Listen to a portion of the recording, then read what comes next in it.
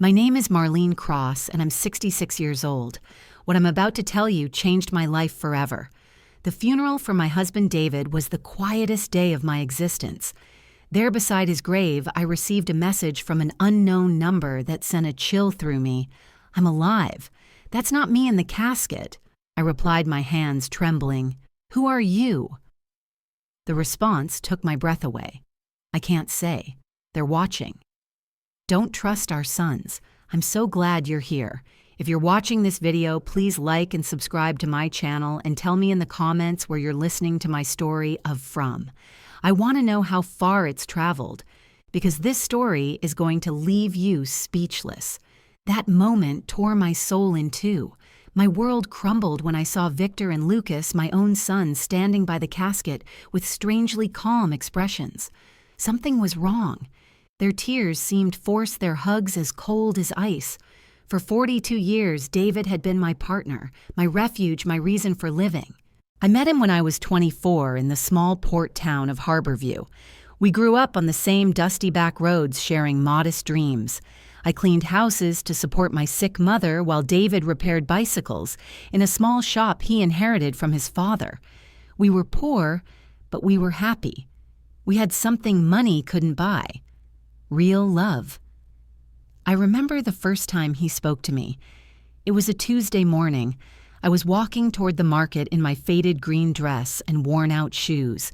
He stepped out of his shop with grease-stained hands and smiled at me with a shyness that made me fall in love with him instantly. "Good morning, Marlene," he said in a soft voice. "Need me to check out your bike? I didn't own a bike, but I came up with an excuse just to talk to him." That conversation turned into dates under the big old oak tree in Town Square Park, then into promises of eternal love, and finally into a simple wedding full of hope. The first few years were hard. We lived in a 2-bedroom house with a tin roof. When it rained, we'd set out pots all over the house to catch the leaks, but we were happy. David worked from sun up to sundown in his shop, and I sewed clothes for the women in Port Town. When Victor was born, I thought my heart would burst with happiness. He was a beautiful baby with his father's big eyes and my smile. 2 years later, Lucas arrived just as perfect. I raised them with all the love in the world, sacrificing my own needs for theirs. David was a wonderful father. He'd take them fishing in the river on Sundays, teach them to fix things with their hands, and tell them stories before bed. I fed them, dressed them, and comforted them when they cried. We were a close family or so, I believed. As they grew up, things started to change. Victor, the oldest, was always ambitious. From a young age, he'd ask why we lived so modestly, why we didn't have a car like other families. Lucas followed his lead in everything, as he always had. When Victor turned 18, David offered him a job at the shop, but he rejected it with contempt. "I don't want to get my hands dirty like you, Dad. I'm going to be someone important." Those words hurt David deeply, though he never said it to me. I'd see him sitting on the porch at night staring at the stars with a look of sadness. His son had rejected not only his work, but his entire way of life. The years passed, and to my surprise, Victor managed to make a name for himself in the business world. He got a job at a real estate company in the city. Lucas followed soon after. They both started making money far more than David and I had ever seen. At first, I was so proud. My sons had achieved what we never could, escaping poverty and building a better life. But little by little, that joy turned into sadness. Visits became less frequent, and phone calls grew shorter. When they did come, they arrived in expensive cars, dressed in fancy suits, talking about investments and properties. They'd look at us with a strange mix of pity and shame. Mom Victor said to me during one of their sporadic visits, "You and Dad should move somewhere better. This house is falling apart." He was right, but that house held all our memories. It was where we'd raised our sons, where we'd shared thousands of meals, where we'd grown old together. It wasn't fancy, but it was our home. David, always wise, would tell me, "Marlene, money has changed our boys. We aren't enough for them anymore." I resisted believing it. I kept justifying their absences, their brief calls, their broken promises. "They're busy building their lives," I'd tell myself. "Someday they'll be the loving boys we raised again." But in my heart, I knew David was right. We had lost our sons long before I lost my husband. I just didn't know to what extent we had become strangers to them. The most drastic change came when Victor married Selena, a woman from the city who never hid her disdain for our simple lifestyle. The first time he brought her home, she arrived in high heels that sank into the dirt of our porch, and an elegant red dress that looked more expensive than everything I had ever owned. "Nice to meet you," she said with a forced smile, barely extending the tips of her fingers to greet me.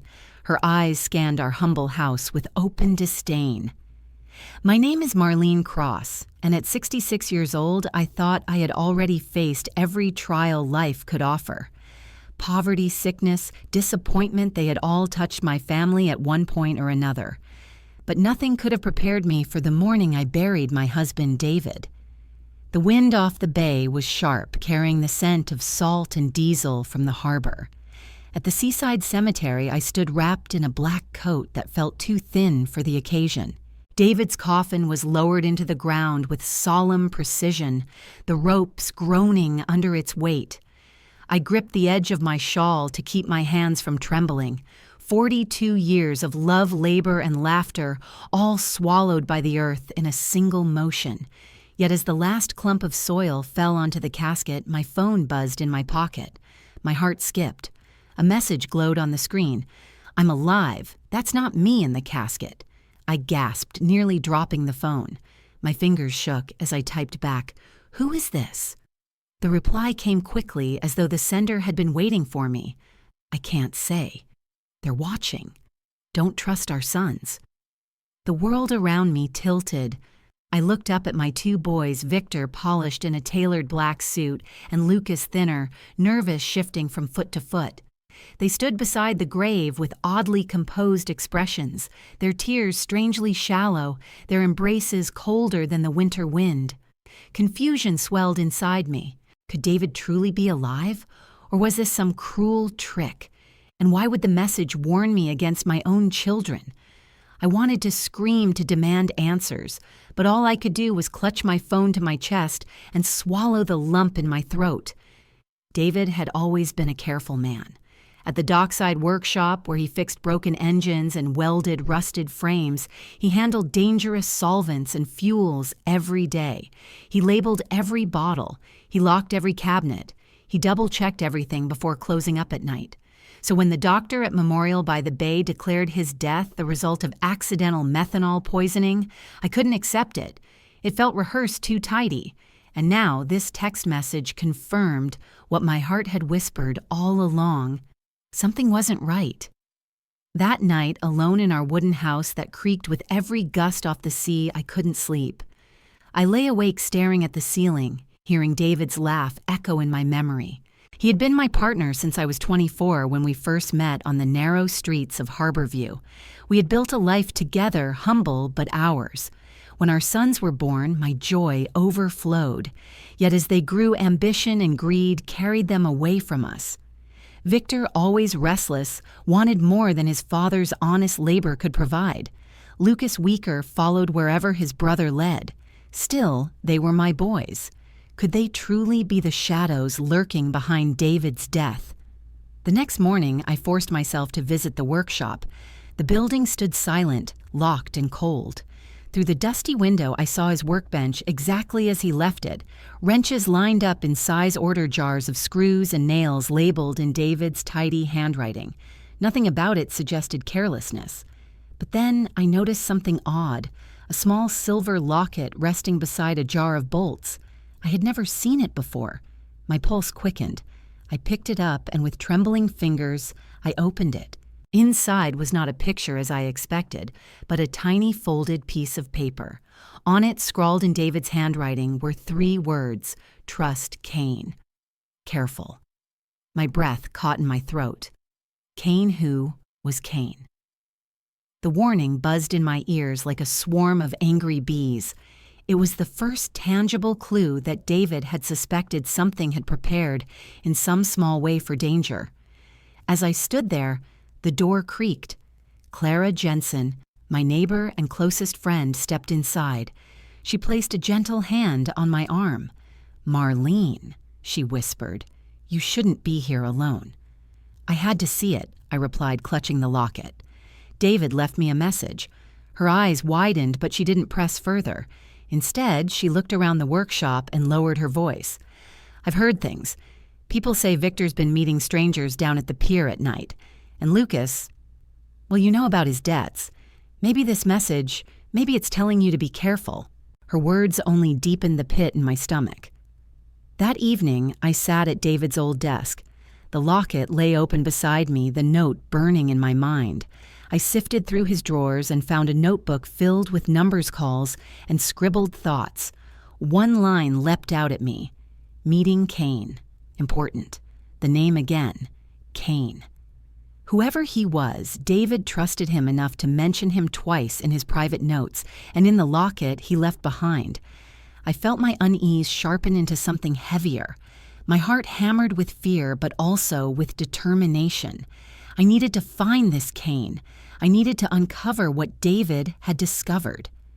That night, the phone rang again.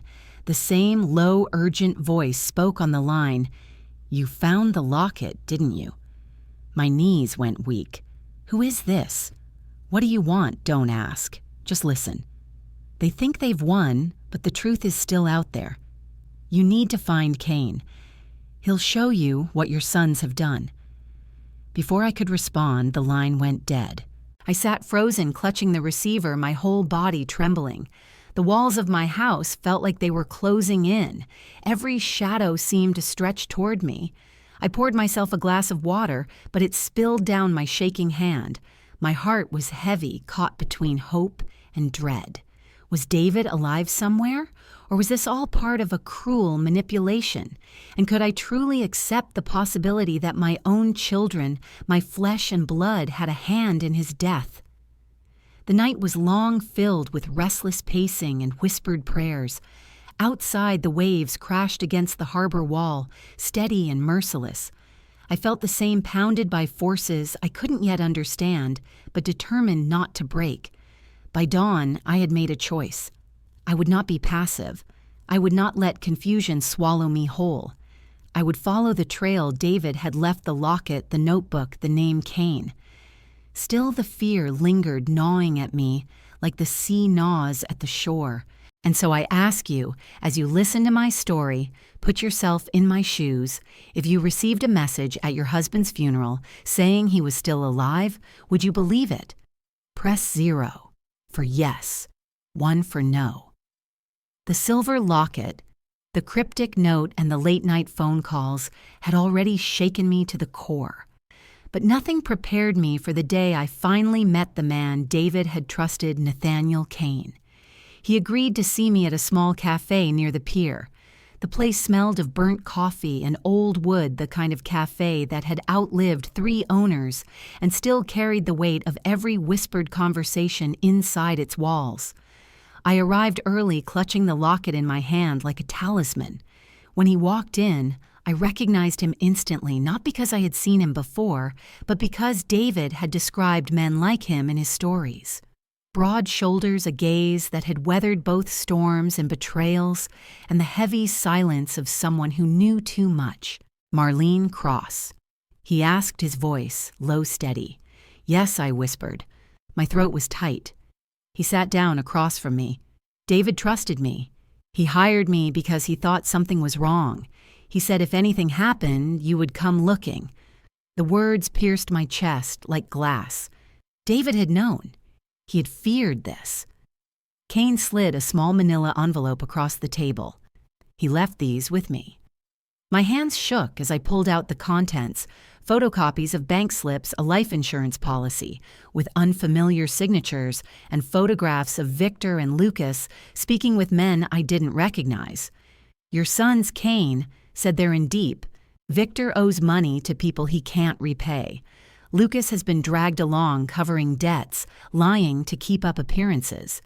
And then there's the insurance. David believed someone was trying to accelerate things. My stomach turned. Accelerate things. Such a polite way of saying murder. I tried to breathe, but it felt like the air itself had betrayed me. My chest hurt. My vision blurred.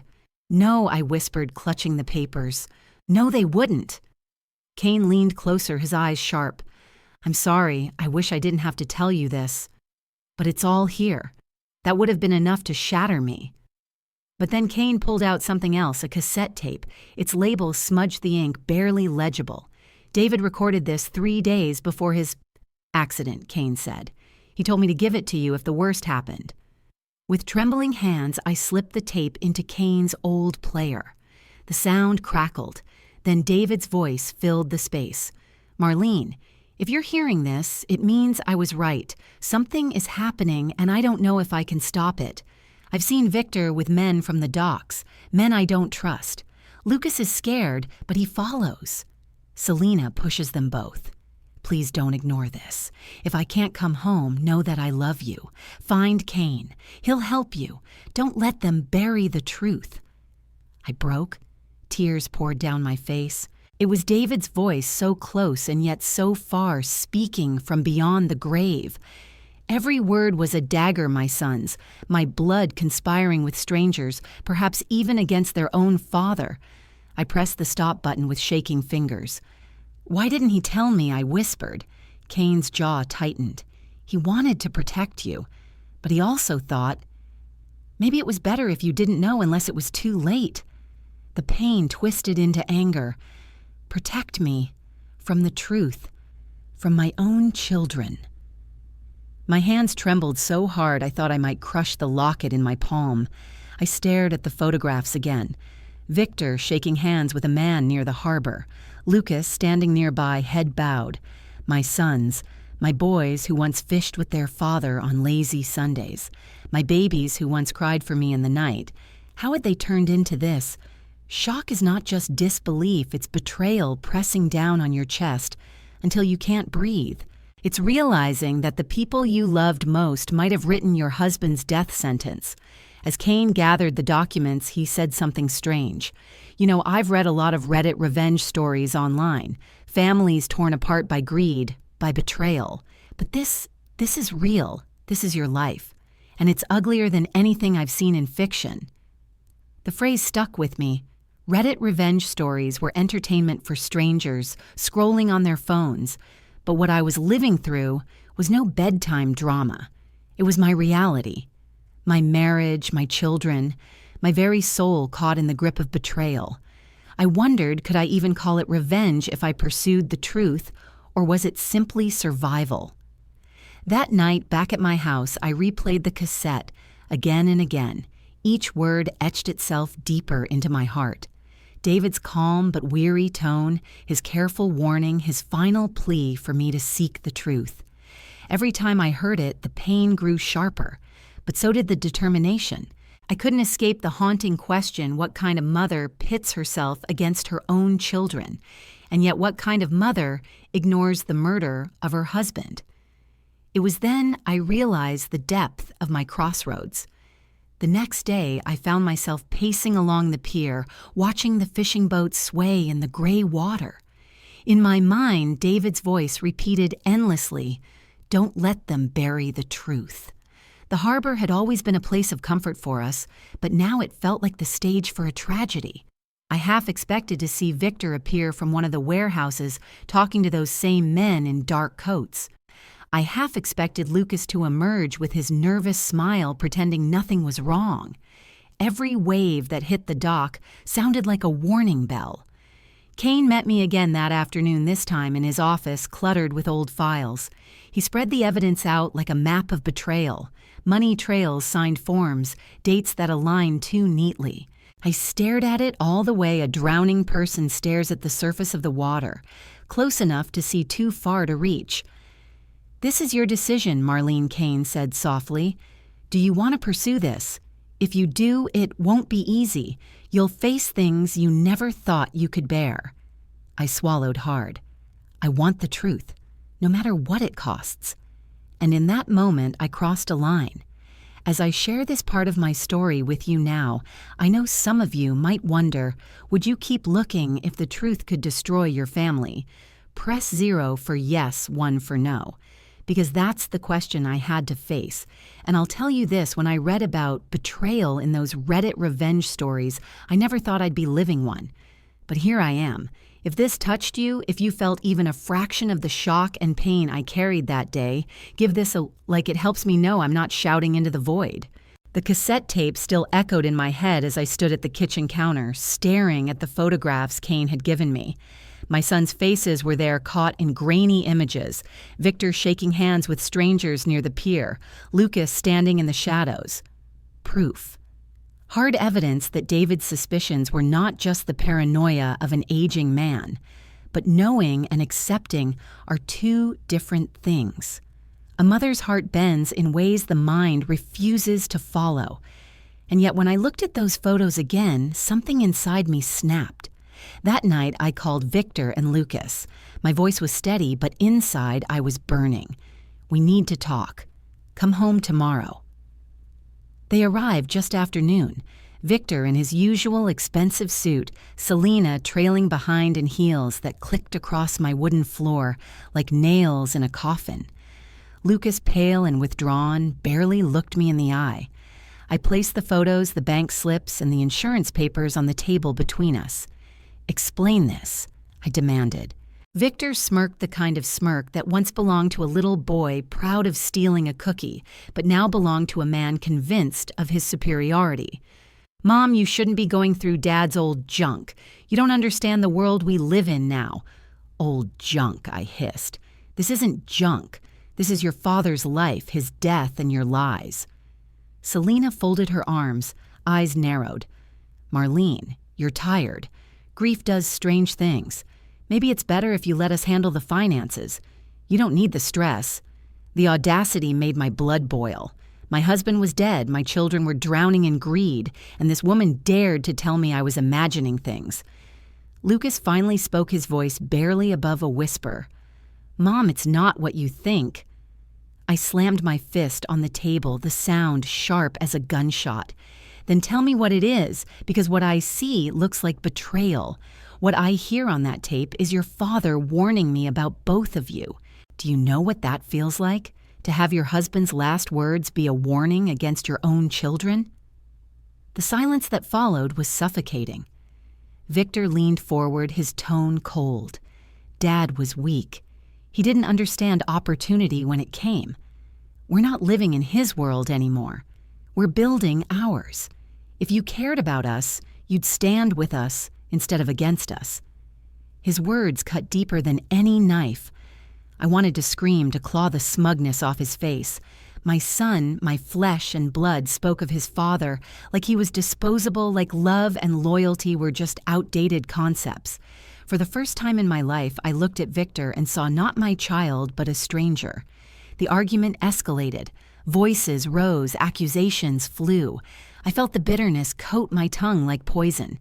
Every memory of their childhood Victor chasing fireflies in the yard, Lucas curling into my lap after a nightmare, warped into something ugly, tainted by greed. It was then in the middle of our shouting that Lucas knocked over a stack of books from the shelf.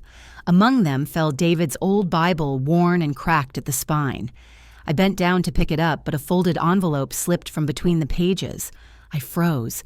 My breath caught. With shaking hands, I unfolded it. The letter was in David's handwriting. Marlene, if you find this, know that I feared for us. I believe Victor has crossed a line and Lucas follows him blindly. If they push, you don't sign anything. Don't trust Selena. And above all, remember that love does not excuse betrayal. Protect yourself. The words blurred through my tears, but their weight was undeniable. My husband had foreseen this confrontation. He had hidden his final warning in the book he read every night. When I looked up, the room was still. Victor's face was pale, his confidence cracked. Lucas looked like he might collapse. Selena's lips pressed into a thin line, calculating, unrepentant. I clutched the letter to my chest. Your father knew. He knew what you were becoming. And you, I pointed at Victor. My finger trembling with rage, you let his love mean nothing. I thought I had run out of tears, but new ones came hot and unstoppable. Anger and sorrow collided inside me, leaving only bitterness behind. Victor slammed his hand on the table. Enough of this. You're letting Kane poison your mind. Do you think anyone will believe some washed-up detective over your own sons? Believe? I laughed bitterly. I don't care who believes it. I believe it. And your father believed it. That's all that matters. Lucas whispered, "Mom, please." But his voice broke guilt spilling out in every syllable. I turned to him, my heart aching. "Lucas, if there's even a shred of the boy I raised left in you, then tell me the truth. Was your father's death an accident?" The silence stretched so long it felt like a lifetime. Finally, Lucas shook his head, tears streaming down his cheeks. My knees buckled. The room spun. Victor cursed under his breath, furious at his brother's weakness. In that moment, I understood the cruelest truth of all: motherhood doesn't shield you from betrayal. It only makes the wound deeper. I had read countless Reddit family tales, stories of greed and betrayal told by strangers on the internet, but nothing in those threads prepared me for the reality of watching my own sons unravel before me. Because this wasn't a tale. This was my life. That night after they left, I sat alone in the silence of the house. The bitterness clung to me heavy as lead. I thought about the Bible, the hidden letter, the warnings I had ignored, and I thought about the question I now carried in my heart. Could I still call them my sons, or were they something else entirely? In those long hours, I remembered something I'd once read online. Reddit family tales can make you cry, but they can also make you stronger. Maybe that was true. Maybe sharing pain could be the first step to taking back control. So I ask you now, as you listen to this part of my journey, if your own children betrayed you for money, would you forgive them? Press 0 for yes, 1 for no. Your answer won't change my past, but maybe it will help us both face the truth about what love can and cannot survive. And if this story resonated with you, if you felt the sting of betrayal with me, don't forget to tap, like it lets me know you're walking beside me in this. After that confrontation with my sons, the house no longer felt like a home. Every corner echoed with their voices. Every shadow carried the memory of their faces, their denials, their half-truths, their bitterness. But the hidden letter from David tucked inside his Bible had lit a fire in me. His words rang louder than any denial. Love does not excuse betrayal. Protect yourself. I could no longer cling to illusions. The pain was sharp, relentless. Yet beneath the ache grew something else: resolve. If David had trusted me with this burden, then I would not falter. The next morning, I returned to Kane's office. His desk was cluttered with files, coffee-stained folders stacked high, and the lingering smell of tobacco that seemed to follow him wherever he went. I placed David's letter before him. He read it silently, jaw tight, then nodded. He was preparing you. He knew. I swallowed hard. But knowing doesn't make it easier. Kane slid another folder toward me. You asked for the truth. Here it is. Inside were photographs of a bank ledger. My sons' names, Victor and Lucas, tied to accounts I had never heard of. Large deposits made days before David's so-called accident, and larger withdrawals afterward. Each page cut me open. Each signature was a blade. They used forged paperwork, Kane explained. Your husband's name appears, but it's not his handwriting. The insurance policy was altered. They were positioning themselves to collect. I pressed my hand against my chest, trying to steady the pounding in my heart.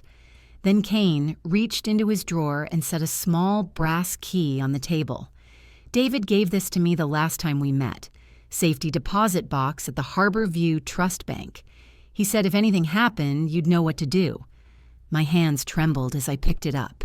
The key was cold heavy. Another piece of him reaching from beyond, guiding me forward. That afternoon, we went together to the bank. The manager, gray-haired and cautious, opened the vault. Inside the box were 3 items.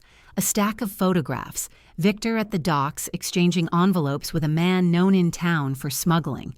A notebook filled with David's handwriting, dates, and times of meetings, suspicions recorded in meticulous detail.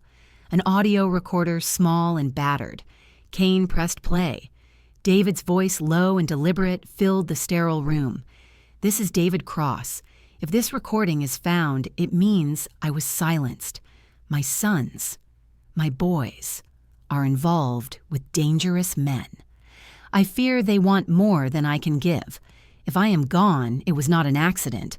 To whoever hears this, protect Marlene. My knees weakened. Kane caught my arm before I collapsed. Tears burned my eyes. I had braced myself for evidence, but hearing his voice again pleading from the grave was unbearable. Yet even as grief carved deeper into me, I felt a spark of determination harden. They had taken David, but they would not take the truth. The days that followed blurred into a storm of evidence. Kane and the police examined the workshop again. They found traces of methanol in bottles that should have contained only cleaning solution. One label peeled back to reveal tampering. The coroner re-examined David's autopsy. What had once been dismissed as accidental exposure now looked like deliberate poisoning. The dosage was too precise, the circumstances too neat. Each revelation was a hammer to my chest. Each piece of truth shredded what little illusion I had left of my son's innocence. At night, I replayed the cassette from the safety deposit box. I read and reread the notebook until the ink blurred through my tears. My grief became a weapon. My bitterness became fuel. One evening, Clara Jensen came to sit with me. She found me at the kitchen table, surrounded by papers and photographs. "Marlene," she said softly, "you can't carry this alone." "I have to," I whispered. David trusted me. If I stop, then his death means nothing. She reached across the table, squeezed my hand. "Then let me carry part of it with you. You're not alone." For the first time in weeks, I let myself lean on someone else. But even then, the determination inside me never wavered. When Kane delivered the final report, the evidence was overwhelming.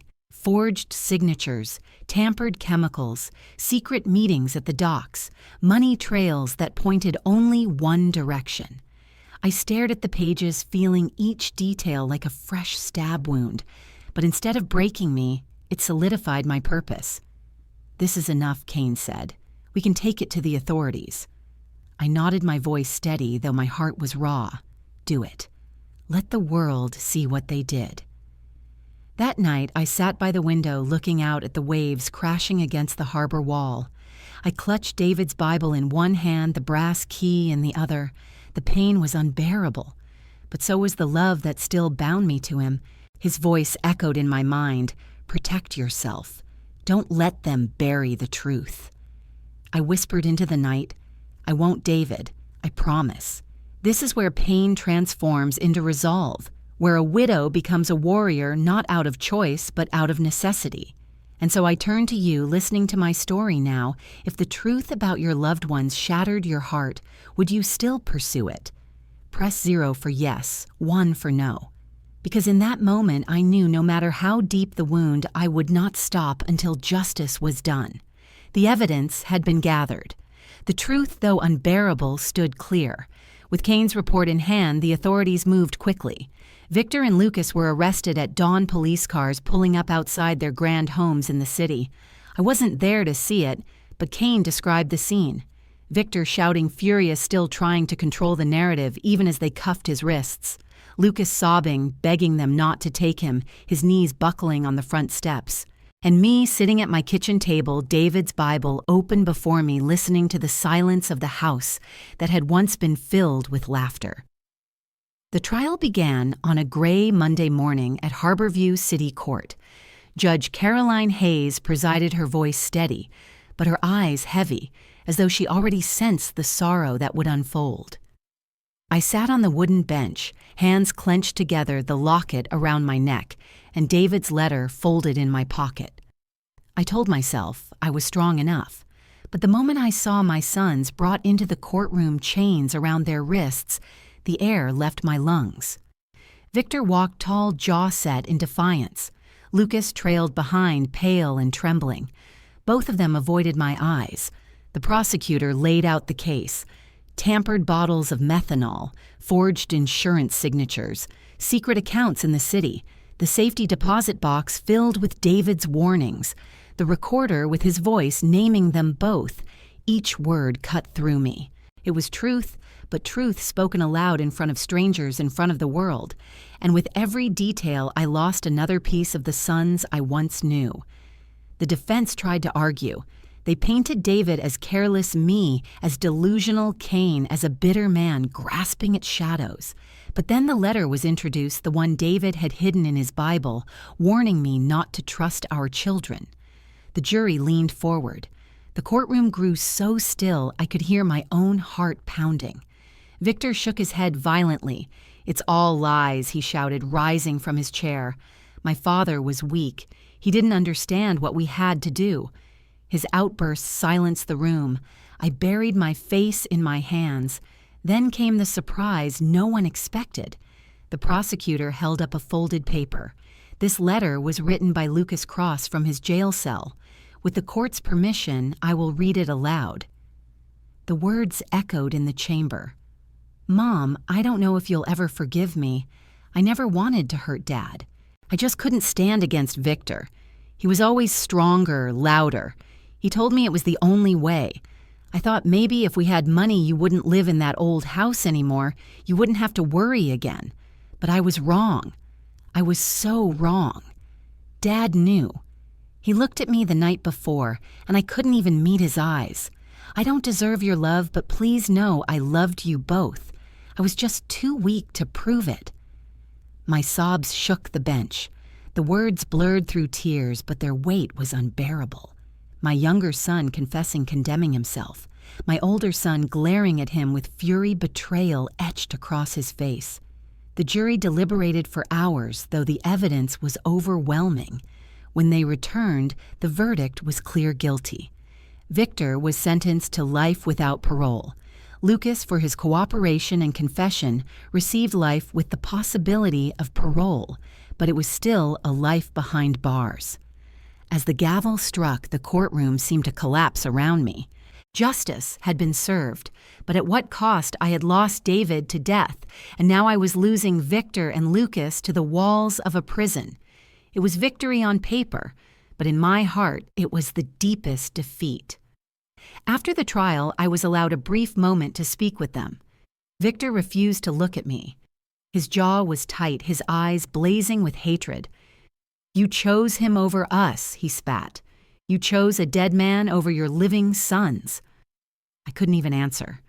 The bitterness in his voice was like acid. Then I turned to Lucas. He looked broken, his shoulders sagging under the weight of guilt.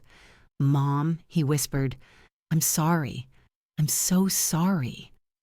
I touched his cheek, tears streaming down my face. "I know," I whispered back. "But sorry doesn't bring your father home." The guards pulled them away, the chains rattling like cruel punctuation marks. That night, I sat in the empty house, the trial still echoing in my ears. The silence was louder than ever. My family was gone. I opened the drawer of David's desk and found his wedding ring, which the coroner had returned. I slipped it onto a chain around my neck beside the locket. I whispered into the darkness, "We won, David, but it doesn't feel like victory. This is what despair feels like, winning the battle but losing the war, gaining truth but forfeiting everything else. And so I ask you, as you hear my voice now, if justice meant losing your family forever, would you still pursue it? Press 0 for yes, 1 for no, because that is the choice I faced." After the trial, I thought the silence in my home would consume me. Every chair, every photograph, every worn floorboard seemed to hold an echo of the family I once had. David was gone, Victor lost in anger, Lucas buried in regret. For weeks, I moved through the house like a ghost touching memories that no longer breathed. But grief, I learned, is not a straight road. It bends it, folds it, drops you into valleys so deep you think you'll never see the sky again.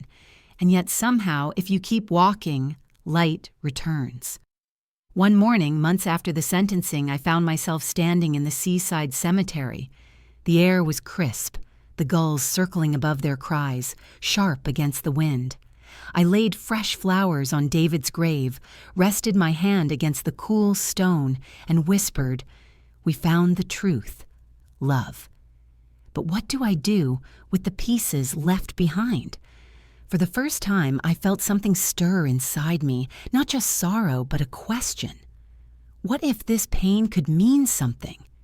That question became my compass. I began writing letters, reaching out to other widows in town who had lost husbands to violence, betrayal, or tragedy. I listened to their stories, and in their voices I heard my own echoes. The loneliness, the anger, the endless nights staring at the ceiling. And I realized we were all walking the same road, only in different shoes. With the help of Clara Jensen and even with guidance from Cain, I started the David Cross Foundation, named in honor of the man who had been my partner for more than 4 decades. Its mission was simple: to provide support for families devastated by betrayal, financial crimes, and domestic violence. At first it was small, a support group that met once a week in the church basement. We shared coffee stories, tears, but soon word spread. Others came, women, men, even children carrying their own scars. What began as grief, counseling grew into something larger: legal aid, financial education, safe housing for those in danger. Every time I stood before that group, I felt David with me. His warnings, his love, his final plea not to let the truth be buried, now they were my anthem. And in giving, I found healing. The bitterness that had once poisoned my heart began to fade. The wounds were still there, but they became part of my strength, not my weakness. Each time I helped another woman file paperwork against an abuser, each time I saw a frightened child smile again, I felt a piece of myself come alive. The pain hadn't vanished. It never does. But it had been reshaped into something greater than me. 1 year after the verdict, I held the first fundraising gala for the foundation at the Harborview Community Hall.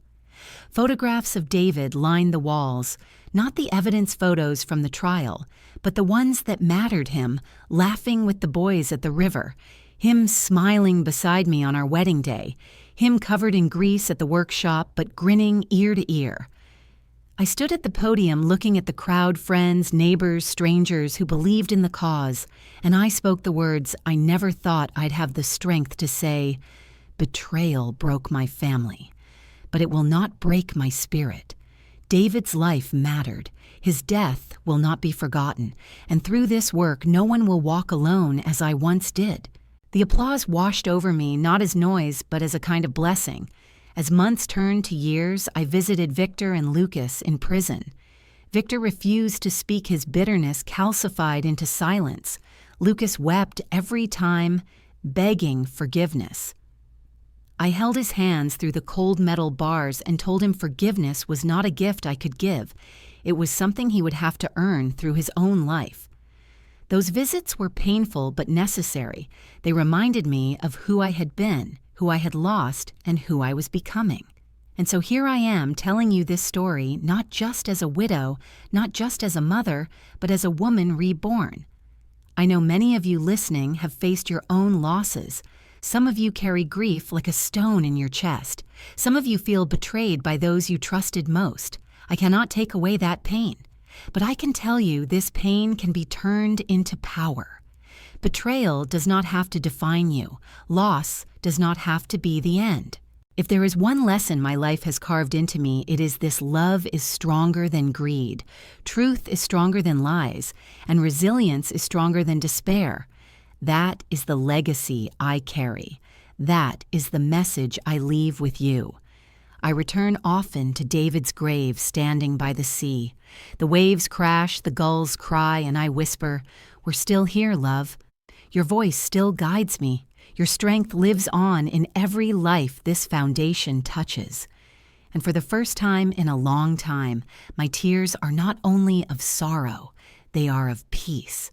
So as I close this chapter of my story, I want to thank you for walking beside me, for listening, for sharing this journey of pain and renewal. If this story touched your heart, please subscribe to hear more. Share your thoughts in the comments. Your voice matters. And don't forget to watch the next video where we'll explore more stories of resilience, courage, and hope. From my heart to yours, thank you. May you carry this lesson forward. Even in the darkest night, there is always a dawn. My name is Marlene Cross, and I'm 66 years old. What I'm about to tell you changed my life forever. The funeral for my husband David was the quietest day of my existence. There beside his grave, I received a message from an unknown number that sent a chill through